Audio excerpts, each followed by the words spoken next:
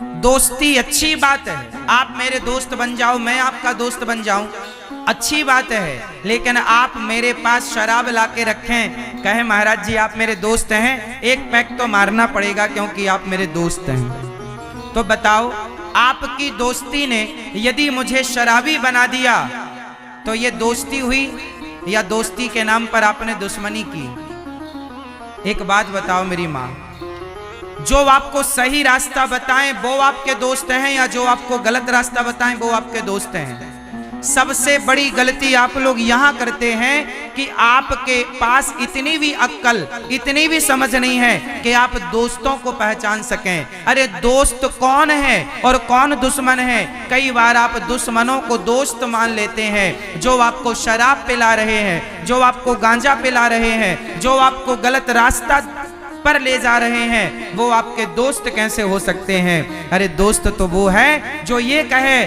कि यार मैं शराब पीता हूं पर तू मत पीना क्योंकि तू मेरा दोस्त है और मैं तेरा बुरा नहीं देख सकता। ये दोस्ती है, ना कि मैं पीता हूं तो तू भी पी।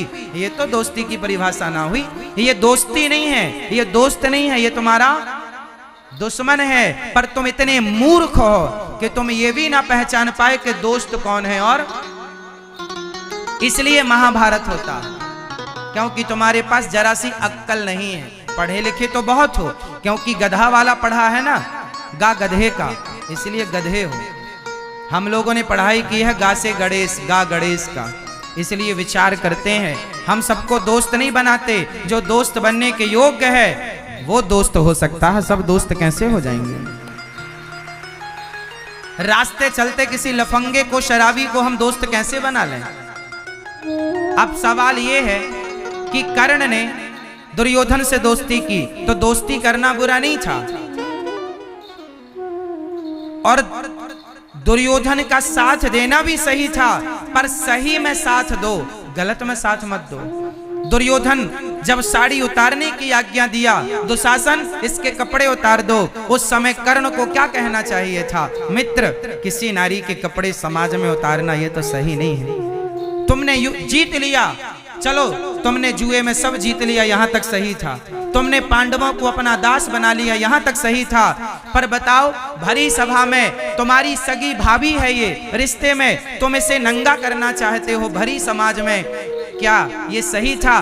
क्या दुर्योधन तो दुष्ट था, दुर्योधन तो मूर्ख था, पर कर्ण आप तो समझदार थे, आप तो से ऐसा करने से रोक सकते थे दोस्ती के नाते। क्या दोस्ती इसका नाम है कि तू गलत कर रहा तो मैं भी तेरे साथ खड़ा हूं क्योंकि मैं तेरा दोस्त हूं? नहीं, दोस्ती का मतलब यह है कि मेरा दोस्त गलत करे तो मैं उसे गलत करने से रोकूं, जैसे माने वैसे रोकूं, क्योंकि मैं दोस्त हूं और मेरे को पता है कि यदि तुम गलत कर रहे हो तो इसका परिणाम गलत होगा।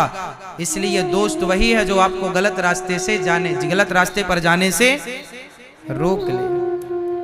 तो क्या कर्ण ने दोस्ती का परिचय दिया? बोलो।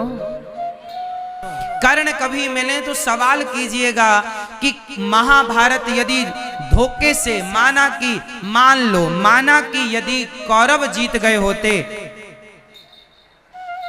तो कर्ण से सवाल था कि यदि कौरव जीत जाते, दुर्योधन राजा बन जाता, तो कर्ण जब आप राजा नहीं थे, जब दुर्योधन राजा नहीं थे, तो सगी भाभी के कपड़े उतर रहे थे। सोचो कि दुर्योधन राजा हो जाता तो इसकी सभा में तो रोज ना जाने कितनों के कपड़े उतरते, और कपड़े उतरते तो वहां तमाशा देखने के लिए बैठता कौन? कर्ण भी तो बैठते। तो क्या आप इसके पक्षधर थे कर्ण जी? क्या आप जैसे महायोद्धा क्या ऐसे दुष्ट दुर्योधनों के पक्षधर हैं?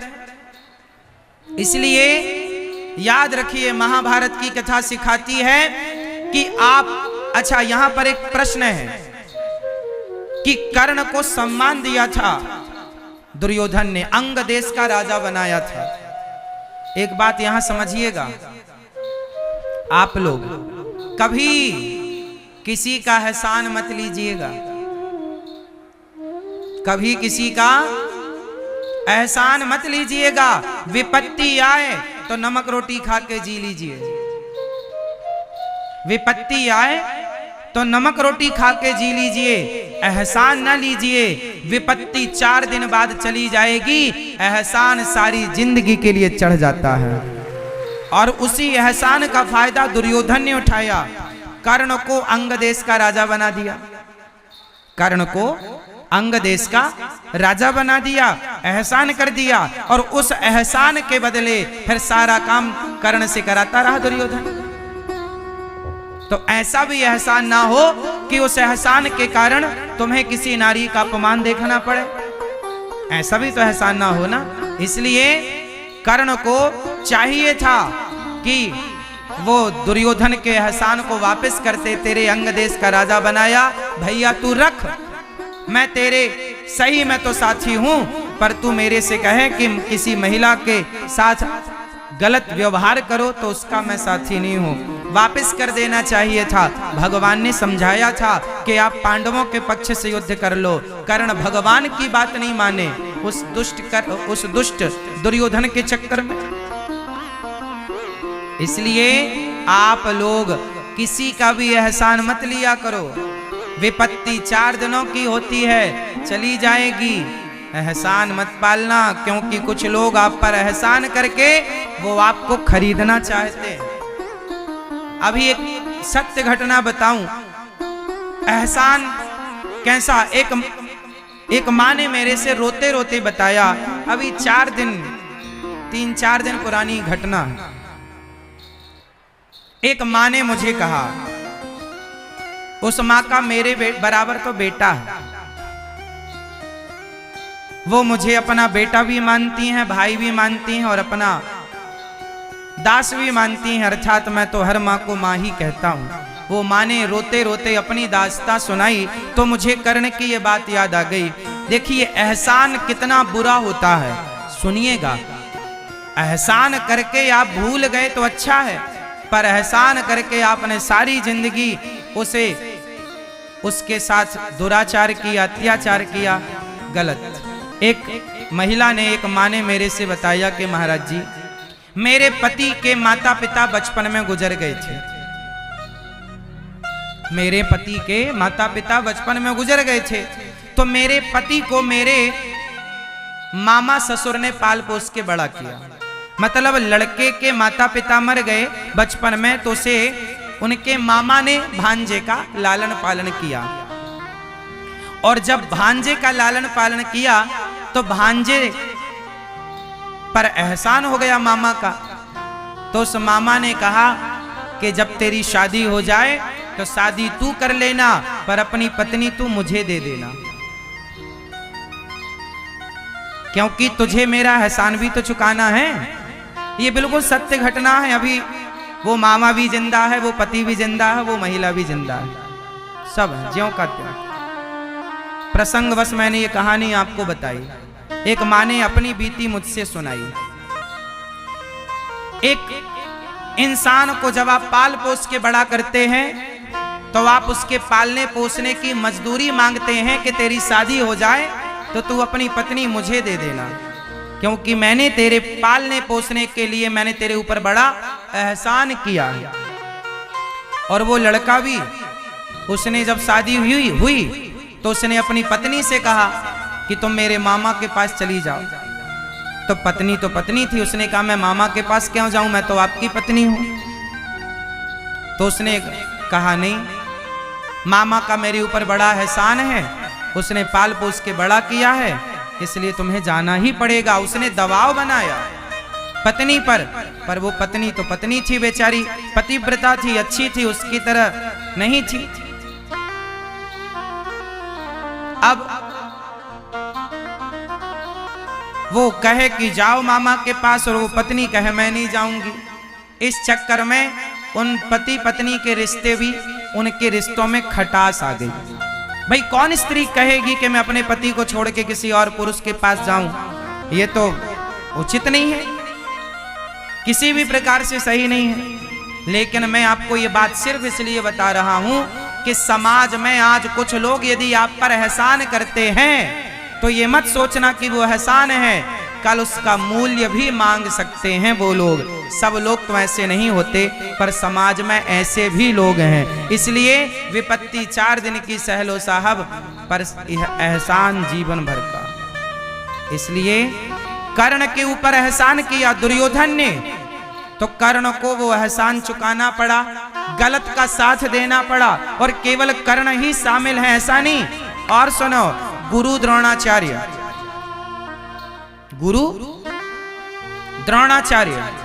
गुरु द्रोणाचार्य के पास गरीबी इतनी थी कि जब उनके पुत्र अश्वत्थामा को भूख लगती थी और वो मांगता हमें दूध पीना है, तो आटा घोल करके द्रोणी पिलाया करती थी। ऐसी गरीबी में गुजर करने वाले गुरु द्रोणाचार्य का साथ किसने दिया था? भीष्म पितामह ने। उन्हें अपने यहाँ का गुरु बनाया था, शिक्षा गुरु बनाया था, बच्चों को पढ़ाओ लिखाओ। तो ये भी एहसान तले दबे थे गुरु द्रोणाचार्य। इसलिए गुरु द्रोणाचार्य के सेनापति बन जाने पर कर्ण ने, दुर्योधन ने उंगली पर नचाया गुरु द्रोणाचार्य को, क्योंकि गुरु थे लेकिन वो बिके हुए थे, एहसानों तले दबे थे। इसलिए पहले की जो शिक्षा प्रणाली थी वो ऐसी थी कि शिक्षक कभी पढ़ाने का शुल्क नहीं लिया करते थे।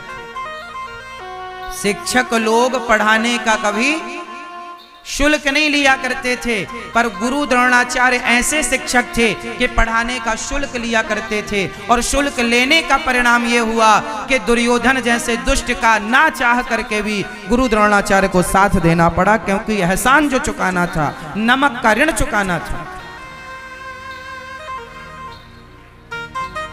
इसलिए पहले की शिक्षा कैसी थी? जंगलों में जाया करते थे बच्चे, भिक्षा मांग कर लाते थे और गुरुजी को दिया करते थे। उससे गुरुजी अपना बनाते खाते, बच्चों का पालन पोषण करते और पढ़ाते लिखाते। पहले शिक्षा का शुल्क नहीं था। जब से शिक्षा बिकाऊ हो गई ना, तब से बताओ चाणक्य ने चंद्रगुप्त को पढ़ाने का क्या लिया था? बताओ क्या लिया था? आज तो गली गली शिक्षा बिक रही है। हर गली मोहल्ले में आपको देख लो, शिक्षा। किसी के पास योग्यता है, काबिलियत है, तो वो बेच रहा है अपनी शिक्षा को, अपनी काबिलियत को। इसलिए कहता हूं कि शिक्षा गुरु द्रोणाचार्य ने दी, पर शुल्क लेकर दिया। इसलिए उन्हें गलत दुर्योधन का साथ देना पड़ा। भीष्म पितामह बड़े थे, पर दुष्टों के बीच में वो बोल ना पाए। जब द्रौपदी की साड़ी खिंच रही थी, पुकारा था माता द्रौपदी ने, बचाओ बचाओ। कौन सुना? सबके मुंह में ताला लगा, क्योंकि एहसान तले दबे हैं। जबकि पितामह स्वतंत्र थे, पितामह चाहते तो वो निर्णय ले सकते थे, द्रौपदी की लाज बचा सकते थे। पर पितामह जैसे दिग्गज जब चुप्पी साध कर बैठ जाते हैं, तब महाभारत हुआ करता है। कई बार घर में बच्चों के ऊपर, बहू के ऊपर आपका ही कोई अत्याचार करता है और घर के बड़े बुजुर्ग सब जानते हुए चुपचाप बैठते हैं, तब जाके महाभारत होता है। तुम्हारा बेटा हो या तुम्हारी बहू, तुम्हारी पत्नी हो या तुम्हारी बेटी, घर में यदि कोई गलत कर रहा है और आपको पता है कि गलती इसकी है और निर्दोष पिस रहा है, तो आप न्याय क्यों नहीं करते? पितामह के ना बोलने से महाभारत हो गया। पितामह ने खड़े होकर दुर्योधन के गाल में 2 थप्पड़ मार दिया होता, क्यों रे तेरी इतनी हिम्मत के घर की बहू के तू कपड़े उतार रहा है, उसी समय महाभारत खत्म हो जाता। जब दुर्योधन को 2 थप्पड़ मारा जाता। पितामह दिग्गज थे, एक बाण उनके बल के सामने इस धरती पर कोई था नहीं जो पितामह के बाणों का सामना कर सकता। लेकिन गलत का साथ दिया तो पितामह जैसे दिग्गजों को भी बाणों की सैया पर लेटना पड़ा। भोगना तो पड़ेगा साहब। गलत करने में मजा बड़ा आता है, लेकिन जब उसकी दंड मिलता, सजा मिलती है ना, नानी याद आ जाती है। इसलिए करना मत मेरी माँ। पितामह भीष्म क्यों ना हो, बाणों की सैया मिली। गुरु द्रोणाचार्य का धृष्टद्युम्न ने सिर काट दिया, हाँ या ना? उनका बेटा आज भी अमर होके दर दर की ठोकर खा रहे हैं। अश्वत्थामा आज भी अमर है, और अमर ऐसे है कि प्यास लगती है सो पानी नहीं पी सकते, भूख लगती है भोजन नहीं कर सकते, सिवाय तड़पने के कोई ऑप्शन नहीं है। ये मरने से ज्यादा अमरता खतरनाक। मौत तो एक बार मार के चली जाएगी, पर घुट घुट के मरना तो बड़ा खतरनाक। आपको क्या लगता है सजा मिली नहीं? मिली है। गलती कोई करेगा दंड मिलेगा। अब आप बताओ कि आप कहीं भीष्म पितामह की तरह चुप्पी तो नहीं साधते? सास भी कई बार, जैसे देवरानी और जेठानी, घर में कई बार जेठानी गलत करती है देवरानी के साथ, क्योंकि सास को पता होता है कि इनमें से सही कौन है गलत कौन है, पर सास भी भीष्म पितामह बन जाती है। चुप, मैंने तो कुछ देखा ही नहीं, मैं तो कुछ जानती ही नहीं। जानती सब है, बोलेगी कुछ नहीं, तुम्हें भी बाणों की सैया मिलेगी, ठहरो। ईश्वर के घर देर है। हाँ, जब न्याय होता है ना तो पल पल का, पग पग का, रत्ती रत्ती का न्याय। किसी को कौड़ी कम नहीं देता, किसी को दमड़ी ज्यादा, समझदार तो चुप रह जाता, मूर्ख शोर मचाता, मेरे मालिक की दुकान में सब लोगों का खाता। हिसाब परफेक्ट है परमात्मा का, इसलिए बच के रहना रे बाबा। बचेगा? पितामह बच पाए? द्रोणाचार्य बच पाए? कर्ण, दुर्योधन बच पाए? कर्ण बच पाए? नहीं बच पाए। इतने बड़े बड़े योद्धा, दिग्गज, महारथी, इनकी गति बिगड़ गई तो आपकी और हमारी तेरा क्या होगा रे कालिया? समझो मेरी माँ, ये जो तुम चुप्पी साधे बैठी हो ना, अत्याचार देख रही हो और कर रही हो, और ये बूढ़े बूढ़े ससुर सास भी, कई बार इन्हें पता है कि बड़ा बेटा गलत है कि छोटा बेटा, पर बाप चुपचाप बैठा रहता, तमाशा देखता है। इसे पता है बूढ़े को कि बड़ा बेटा गलत है कि छोटा गलत है, सब पता है, फिर भी ये पक्षधर बन जाता है। और जरा गलत निर्णय होगा, ऐसा चुप रहने से भी पितामह चुप ही तो रहे, तो बाणों की सैया। सही का साथ दो, चाहे तुम्हारी औलाद ही क्यों ना हो। यदि गलत है तो गलत है, और सही है तो सही है। अब ध्यान दो आगे की बात। अब पांडवों की गलती मैं आपको बताता हूं। अभी तो इनका हिसाब हुआ, अब पांडवों का करते हैं। पांडवों ने गलती क्या की? पांडवों ने जुआ खेला, ये गलती थी। पांडवों ने, जोर से, पांडवों ने जुआ खेला। आपके सुल्तानपुर में जुआ खेलते हैं कि नहीं लोग? बोलो हाँ या ना? हाँ कि ना? दादाजी जुआ खेलते हैं आप? ताश सवेरे से शाम तक चल रहा है जुआ। जुआ खेलने वालों का नाश नहीं होता, सर्वनाश किसका हुआ? पांडवों ने जुआ खेला तो पांडवों को भी 12 साल वनवास और 1 वर्ष अज्ञातवास उठाना पड़ा। कौरवों ने जुआ खेला तो सर्वनाश हुआ। पांडव और कौरव कोई हो, जुआ खेला है दंड मिलेगा। पांडवों को 12 साल का वनवास क्यों मिला था बताओ? क्योंकि ताश खेला, जुआ खेला। आप लोग भी जुआ खेलते हैं, और तो ठीक है, आजकल के कुछ लोग मंदिरों में जुआ खेलते हैं, मंदिर प्रांगण में। अब पता नहीं इनको कहां का कीड़ा बनाएंगे भगवान। आपके यहाँ मंदिरों में जुआ खेला जाता है कि नहीं? मंदिर प्रांगणों में बैठ बैठ के लोग जुआ खेलते हैं, हाँ या ना? नहीं खेलते तो अच्छा है, खेल रहे हो तो समझाओ जुआनियों को कि पतन यहीं से होगा। कौरवों ने जुआ खेला, सर्वनाश हो गया। पांडवों ने खेला, 12 साल का वनवास और 1 वर्ष का अज्ञातवास मिला। ये जुआ की देन थी। भरी सभा में साड़ी खिंच गई पत्नी की, किसके कारण खिंची? जुआ के कारण। इसलिए जुआ ना खेलो। आप में से कितने लोग जुआ खेलते हैं? हाथ उठाओ। जो जुआ खेलते हैं वो हाथ उठाएंगे। कोई नहीं खेलता, ये अच्छी बात। अच्छा, जुआड़ी लोग आए नहीं होंगे ना कथा सुनने? तो जुआ नहीं खेलते आप, ये अच्छी बात।